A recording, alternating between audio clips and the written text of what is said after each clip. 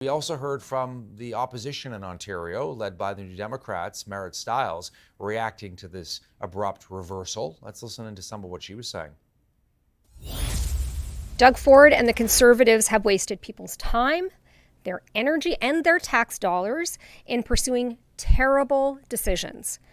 I want to address for a moment what has become, I think, a seriously concerning pattern from Mr. Ford. Make a deal with an insider friend, consult no one, ram through legislation, and then backtrack when you get caught. In this case, Mr. Ford and Ms. Crombie used the people of Peel Region as pawns in some bizarre political chess game. And I want to be clear.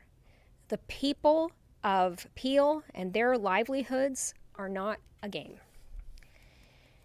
Mr. Ford's created months of stress and uncertainty for workers in Peel Region who don't know if their jobs are secure.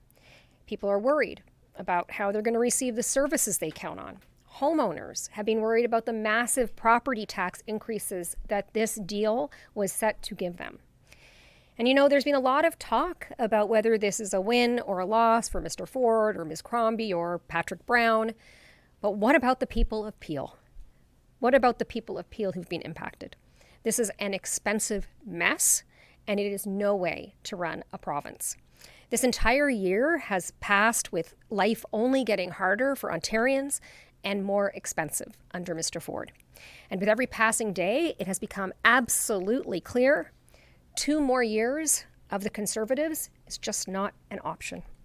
And with that, I'm happy to take questions. Marit, what do you think about the Premier making a deathbed promise to Hazel McCallion, naming the legislation the Hazel McCallion Act, and then basically just saying this is not going to happen? What does it say about her legacy as the mayor of Mississauga, an iconic figure in this country, died at 101 in January? They name this legislation after her. They give her her deathbed wish, and then what does that say?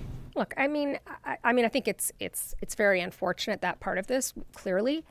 But I think Mr. Ford's reputation is damaged not just because of this deathbed promise he may have broken, but because he's mired in scandal, because it's a pattern of behavior.